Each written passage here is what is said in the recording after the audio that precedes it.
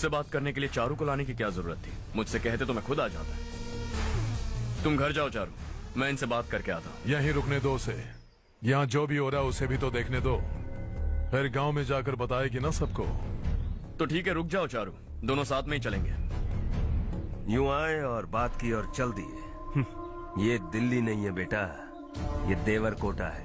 यहाँ से हम जिसे चाहे ऊपर पहुँचा सकते हैं। यहाँ सिर्फ आने का रास्ता है, जाने का नहीं है। हाँ तो सुना है तुमने इस गांव को अपना कर अपना काफी पैसा बर्बाद किया है। तुम्हें जो करना है करो, लेकिन हमसे पंगा क्यों ले रहे हो? गांव को अडॉप्ट करना मतलब 4 पैसों से सड़क ठीक करके यहाँ से निकलना नहीं होता। यहाँ होने वाली अच्छाई के साथ यहाँ की बुराई को भी अडॉप्ट कर लिया मैंने। इसे, उसे, उसे और इससे, इन सब को, तुझे भी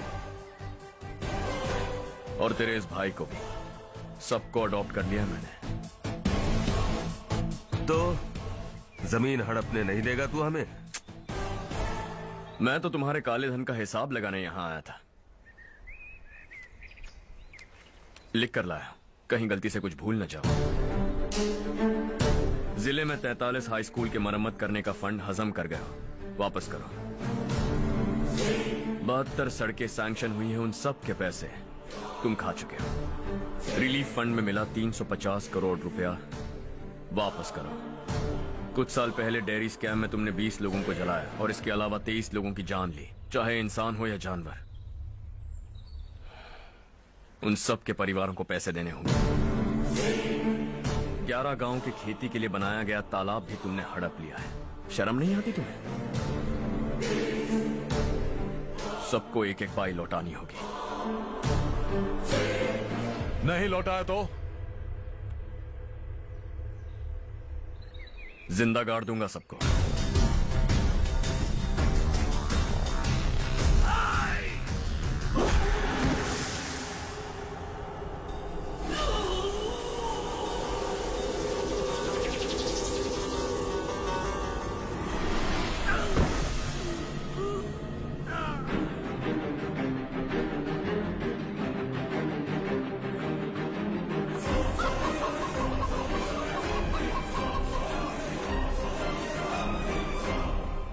लौटानी होगी।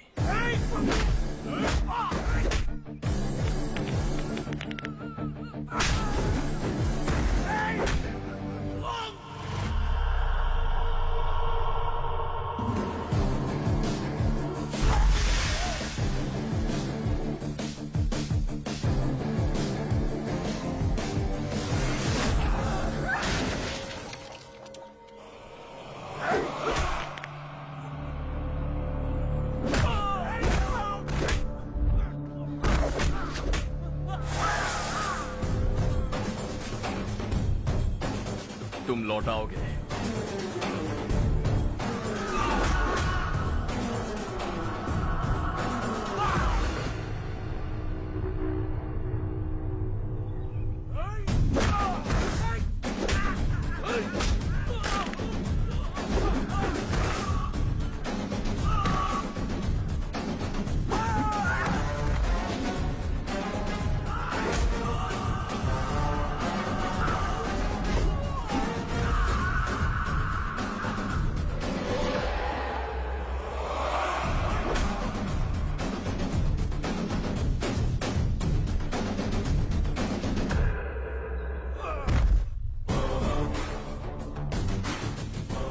दिल्ली में मैंने तुझे शराफत से समझाया था, ये देवरकोटा है और देवरकोटा मेरा अपना गांव है।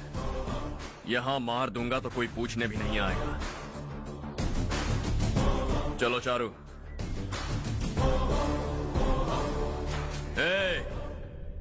बहुत हड़प लिया तुमने इस गांव से, सब वापस करो, वरना लाशें भी नहीं मिलेंगी तुम्हारी।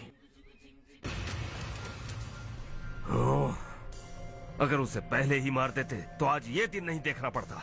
दिल्ली में मेरे ही घर आकर मुझे ही धमकी दे गया वो। अगर ये बात तुझे पहले ही बता देता तो ये सब न होता। अब वो यहीं पर है, फिर भी हम कुछ नहीं कर पा रहे। हाथ पे हाथ धरे बैठे हैं। थोड़ा दिमाग लगाओ, किसी भी तरह ढूंढो उसे और जाकर उसके टुकड़े कर दो। वो मुझे पहले भी मिला था पापा, चाचा ने मुझे 2 रिपोर्टर्स को मारने के लिए भेजा था, वो भी था वहां पर। मुझे पीट कर वो उन दोनों को बचा कर ले गया। और सच कहूं तो आपके मिनिस्टर की पोस्ट जाने की वजह भी वही है। हजारों करोड़ों का मालिक रविकांत का बेटा है वो। रविकांत का बेटा? भाई मेरे को तो अभी उससे बहुत डर लगने लगा है। आज शाम को वो तालाब के पास जाने वाला है ताकि तालाब का पानी गांव वालों के खेतों तक पहुंचा सके। हेलो, क्या हाल है रवि? कौन बोल रहा है? विश्वनाथ राव। इस गांव को छोड़ कर क्या गए? तुम तो बहुत बड़े आदमी बन गए। पर ये मत भूलना, गांव छोड़ने की वजह हम ही तो थे। तुमने बेहिसाब दौलत कमाई और उसी दौलत को लुटाने के लिए अपने बेटे को यहाँ भेज दिया। हम तो तुम्हें खतरा समझते थे, लेकिन तुम्हारा बेटा तो तुमसे भी बड़ा खतरा बन गया। तुझे इस गांव से भगा दिया वो तो ठीक था, लेकिन तुम्हारे बेटे को इस दुनिया से भगाना होगा। उसकी लाश लेने के लिए आ जाना। विश्वनाथ राव, विश्वनाथ राव।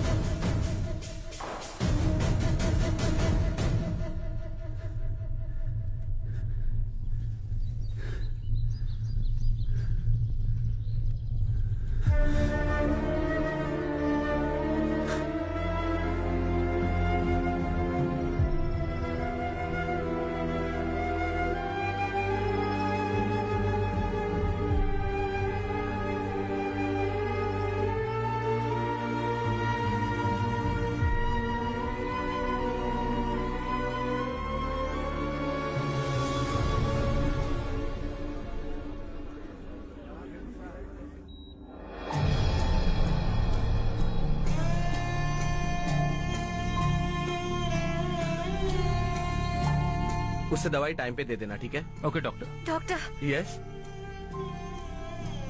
हर्ष को कुछ भी करके बचा लीजिए। He is my life, please doctor. We are doing our best, don't worry.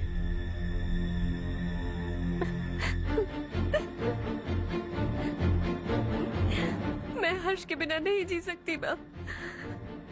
मैं उसे जान से भी ज्यादा प्यार करती हूँ। तुम ये कह रही हो कि तुम हर्ष को पहले से जानती हो? जानती हूँ, हम कॉलेज में ही मिले थे। हम एक दूसरे के बिना नहीं जी सकते।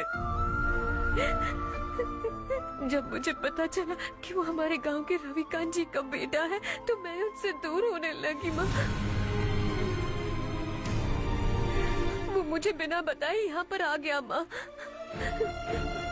उसे यहाँ पर देखकर मुझे लगा कि वो मेरे लिए आया है, इसलिए मैं उससे और दूर होने लगी। लेकिन वो मेरे लिए नहीं, इस गांव के लिए यहाँ पर आया था। वो अच्छा लड़का है पापा, आपसे, मुझसे, इस गांव से भी अच्छा है, बहुत अच्छा है।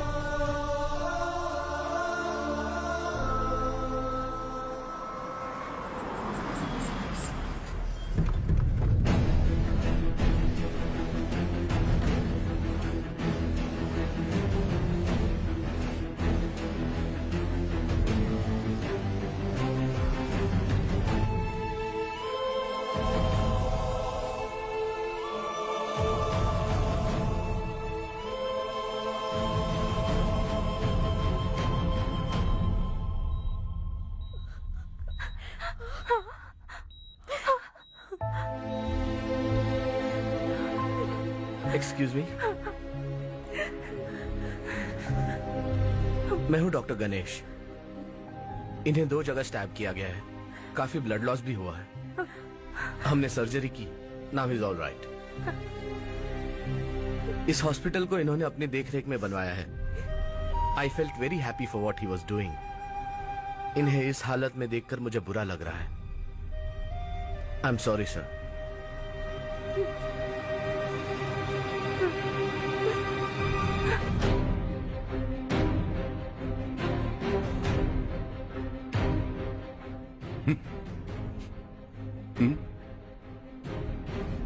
गांव नहीं बदला, तुम लोग नहीं बदले, बस सब के सब जिंदा हो, ऐसे ही जियो सब।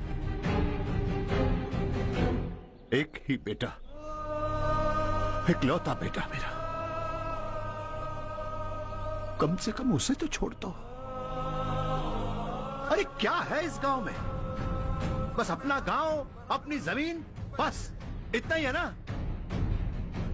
यही भरोसा, 2 वक्त की रोटी के लिए, बस इसीलिए सब कुछ चल रहा है ना? वो चला जाएगा तो तुम सबका क्या होगा, यही सोच रहे हो ना? तो सुनो, जिंदगी भर जब तक तुम सब जिंदा रहोगे, मैं तुम सबकी सारी जरूरतें पूरी करूंगा। अगर मेरे बेटे को कुछ हुआ तो मैं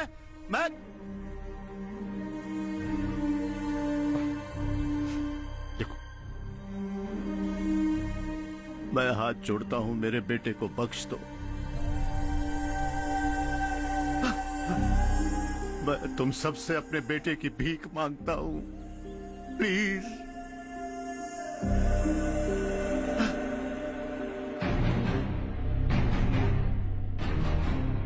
सुना है वो तुम्हारी वजह से इस गांव में आया है और तुम एक दूसरे से बहुत प्यार करते हो सके तो इस गांव को छोड़कर हमारे साथ आ जाओ बेटा, क्योंकि आइंदा वो इस गांव में कभी वापस नहीं आएगा।